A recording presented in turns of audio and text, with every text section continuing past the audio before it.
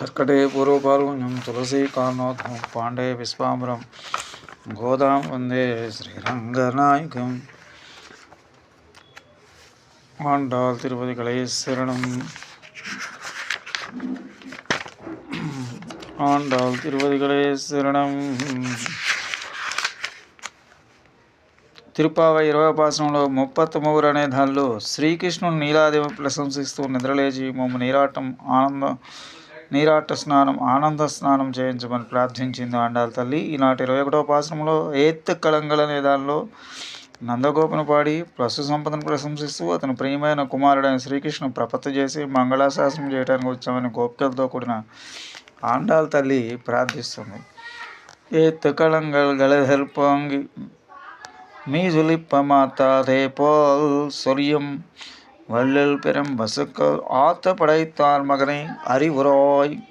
పాలను పితకటానికై గోవు పొదుగు కిందకు ఉంచిన కొండలన్నీ పైకి పొంగి పొరలిపోనట్లుగా ఎడతెగ పాలన వర్షించే ఉదారమైన లెక్కలేని పశువులను కలిగి ఉన్న నందగోపుని యొక్క ప్రియమైన కుమారుడా అని ఆండాళ్ తల్లి నందగోపుని గోవుల ఔదార్యాన్ని ప్రశంసిస్తూ శ్రీకృష్ణుని నిద్రలేపుతుంది.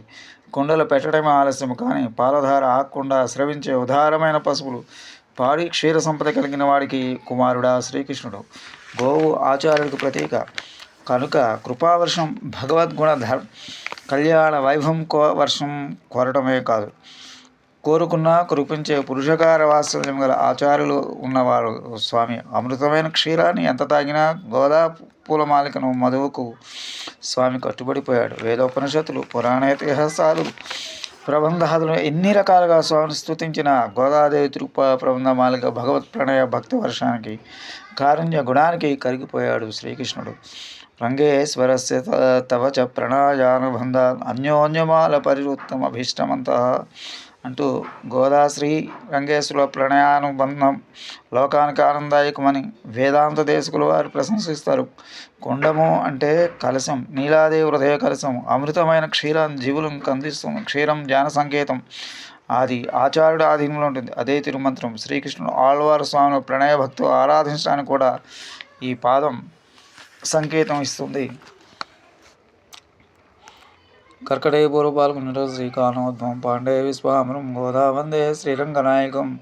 శ్రీమతే రంజా మాతృమునీంద్రాయ మహాత్మనే శ్రీరంగవాసనే భూయాత్ నిత్యశ్రీ నిత్యమంగళ ఓం అస్మద్గురుభ్యో నమః.